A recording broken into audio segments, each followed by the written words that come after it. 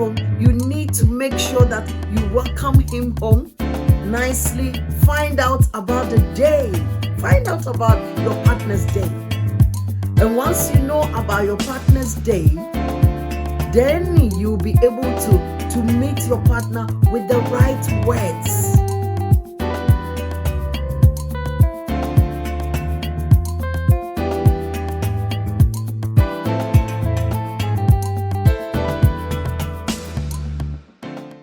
Welcome to Focus on Relationships, where everybody needs somebody, someday, sometime, somewhere in life.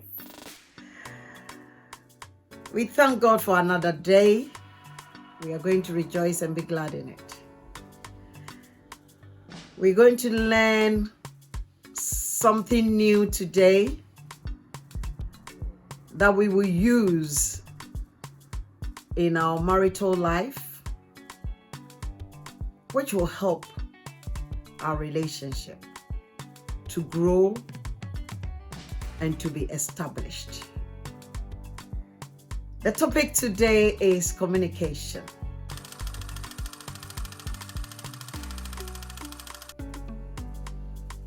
Communication is a way of impacting or imparting or giving or exchanging information. As a couple, living together, we need to exchange information. We need to give information. And we need to impart information. So I would say communication brings light in our relationship. What do I mean by it brings light in the relationship? It brings light because I, as a partner, will be in the dark if I don't know what my other half or my better half or my beloved is thinking. I'll keep him or her in the dark. And that is why communication is needed, is an essential tool that we need to have in the relationship. It will bring what you are thinking out. I will understand and I will be understood. Remember, before we got married, an information was given. I was told I am loved. And I also responded to my other half, to my husband, that I also love him. And that is where the relationship began. So information has already transpired. We have to keep this giving and receiving information ongoing in the relationship. There are about 4 types of communication. There are 4 ways that we can communicate. It could be more, but let me say 4 to make it simple and basic. Verbal, which is the normal way that we communicate. So we speak, we use language to communicate. So verbal communication, non-verbal communication, that is where we use signs or we use our body to show what we really want to exchange, the information that we want to exchange. So non-verbal, that is where we are not using language or speaking. And then we have visual, we see with our eyes. So we communicate with what we see. We use our eyes to communicate. And then we have the written communication, which is we use letters or we write, we text, we tweet, we email, So all these forms are ways of making information known to my partner, or myself receiving information from my partner. In this relationship, or in this romantic relationship, we will keep exchanging these forms of communication. And we need to learn how to do it and do it properly. I will also want to say that it is not just the exchange and the impacting of information. It is also about understanding and the emotions and the intentions behind the information that is being given as well. It's one of the things that we have to also look into or study or be mindful of. It's not just the information I'm giving, it's the intention behind it. Communication also involves listening as well. So it's not just imparting or exchanging information, but it also includes listening. So in our relationship, these three things, imparting, exchanging, and listening, will be rampant, because that's how we're going to live our life. We're going to keep on communicating all the time. Colossians 4:6 says, let your conversation be full of grace, seasoned with salt, so that you may know how to answer everyone.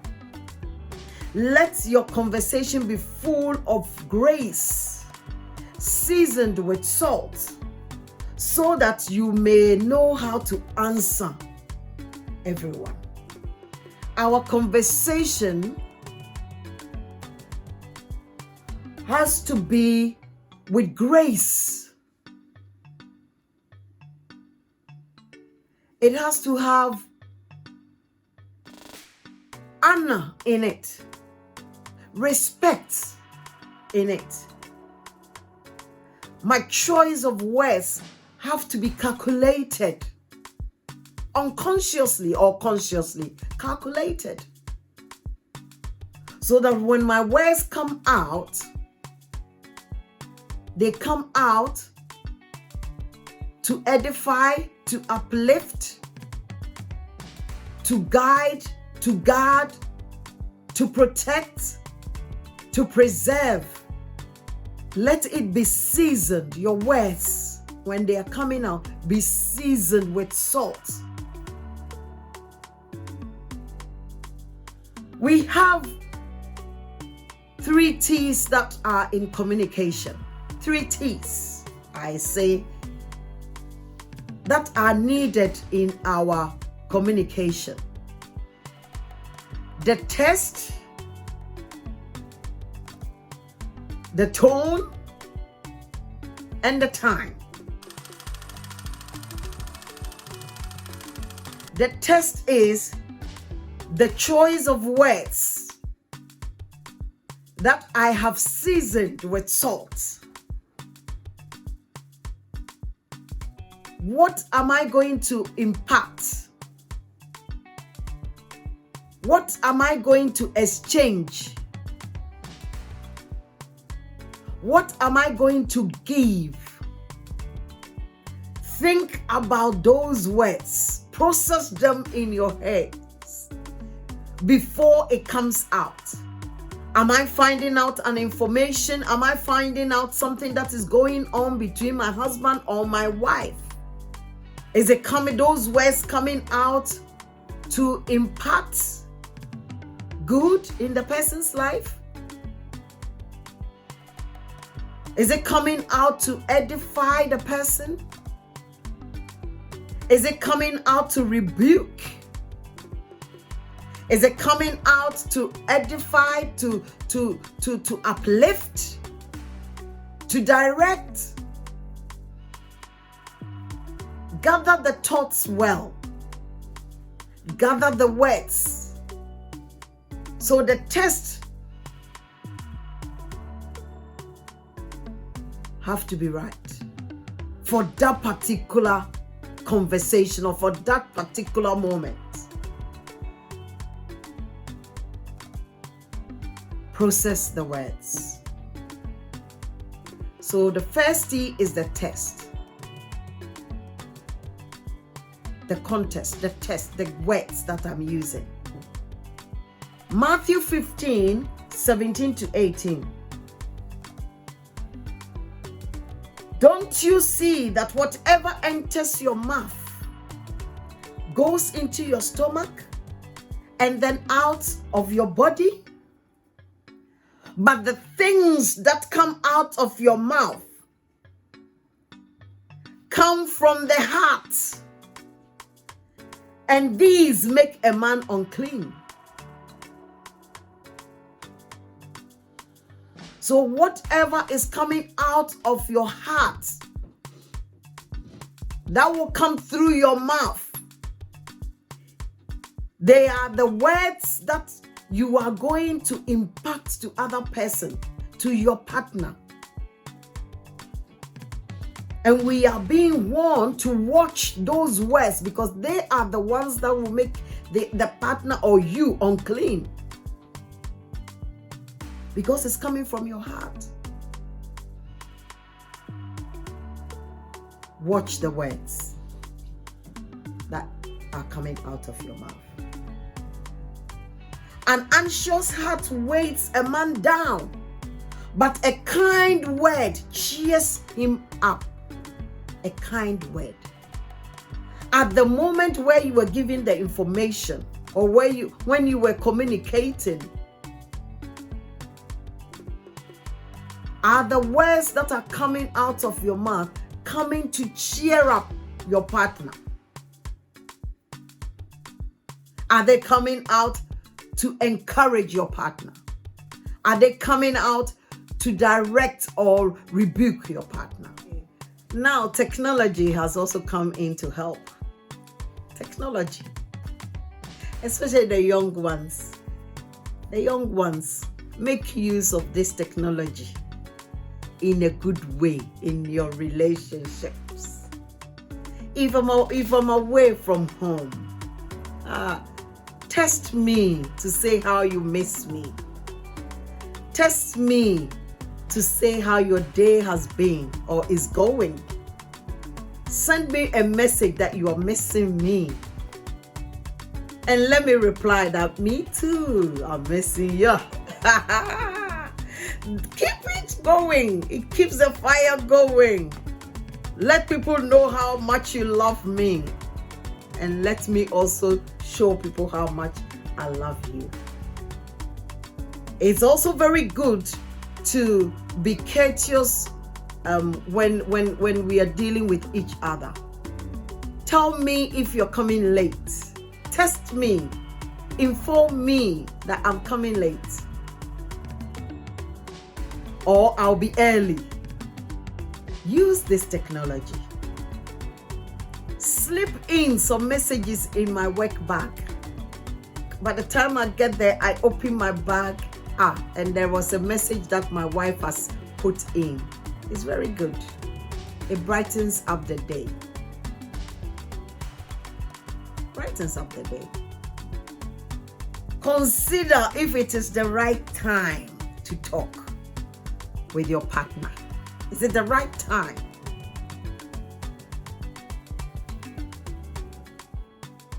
Looking at the test, looking at the time. The test might be right, but the time might be wrong. And that is where we gather our wisdom, because we need to build this house that we are in, this relationship that we are in, with wisdom. Your husband is coming home, has not had a good time at work, and you are at home. Once the door is opened, you come in with a joke he's not going to laugh. He's not going to laugh because he is coming home. You need to make sure that you welcome him home nicely. Find out about the day. Find out about your partner's day. And once you know about your partner's day, then you'll be able to meet your partner with the right words to either brighten his or her day up. So when an application of knowledge is used, wisdom shows up. So I have my test, but I know that no, this is not the time. So I won't say it. I'll hold my peace until the right time. So when it's the right time, the contest will be meaningful. When it's the right time, the contest or the test will be meaningful. A man finds joy in giving an apt reply. And how good is a timely word? Proverbs 15:23. How good is a timely word? So when the time is right, the word will be very good. If I'm sad, the words that will come out will be words that will come and comfort, that will come and uplift my spirit.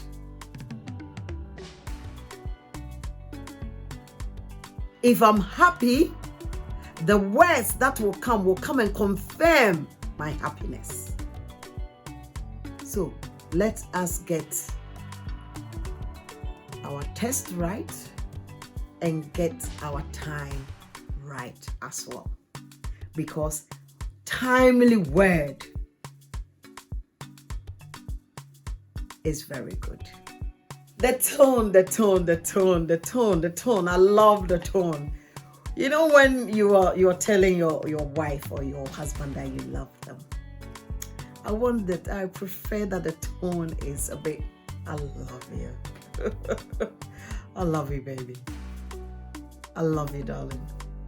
I love you, honey. No, I love you. There's difference.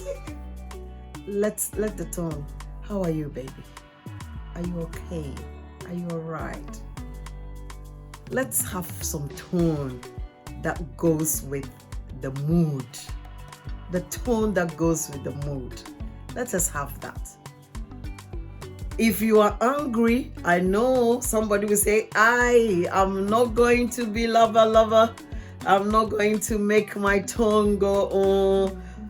I'm going to let the person know how I feel. I understand that. I do get you on that one. But in as much as your tone or your pitch is going to be a little bit higher, I say a little bit, don't shout at your partner. Express how you feel. Pick your tone a little bit higher, but not too much that will disrespect your partner.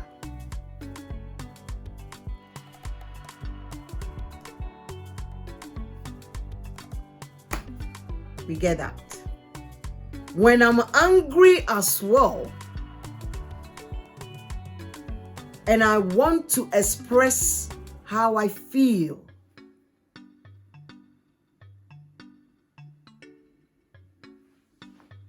I have to be extra careful on the gathering of my thoughts and my words.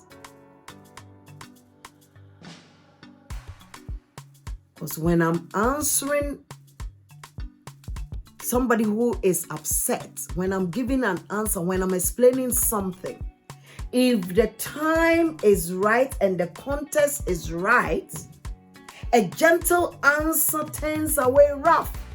So my words at the time and the way I am answering will not escalate the anger. So the tonation is part of our communication when we are expressing how we feel. To have an effective communication, listening has to be also included. It's not just giving and receiving of information. It is listening and acting upon the information that has been received. It's also very important. So, James chapter 1 verse 19 says, "My dear brothers, take note of this. Everyone should be quick to listen, slow to speak, and slow to be angry." Be quick to listen. If I'm talking to you or I'm relaying an information and you are not listening, how would I know that you've understood what I'm saying? How would I know? I wouldn't know, because sometimes when you're talking to your partner, the partner will be doing something else, will be watching TV, be on the computer, be on their phone. I wouldn't know that you are listening. It's always good to face each other when you are talking. Eye contact is very important. It gives me the assurance that you are listening. It gives me the assurance that you are listening. For me, for instance, if my husband is not looking at me when I'm talking, I gently go and turn his head towards me. I do that. I don't do it harshly. I gently turn his head towards me. Even though he would say that, "Oh, I was listening." I said, "No, because you are not looking at me, I don't know whether you are listening or not." When I'm talking or when your partner is talking, the responses you give, like, "Oh, okay, is that so?" Those responses gives me the assurance that you are really listening. So, let us be active listeners. Let us show eye contact in our conversations. There is this thing that I love, and that is the bidding part of communication. I call it bidding because when we go to auction, they are selling things. Apart from the auctioneer, all the people that are there are not saying anything, but they are selling. It's called bidding. I like to bring it into our marital relationship. Bid. It's not every day that you say things. So the non-verbal communication can also come in here where you bid. You wink. Wink at your husband. Wink at your wife. If we are at a place where you feel a bit uncomfortable to come up with words, the two of you have to learn how to communicate in public without saying anything. Bid. Bidding. It's one of the tools. I love bidding. I'm not saying nothing, but I am speaking. I am calling things that are not as though they are.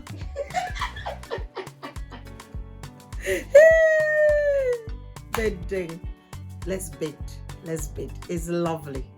It makes the relationship lovely. It's part of our communication. Bidding. God wants us to live a lovely life. The two of us have a very lovely atmosphere in the house. And our way of communicating brings this warm atmosphere in the house. Let's keep up. Let's do our best to impact, exchange informations that will help build this relationship that God has given us. Stay blessed.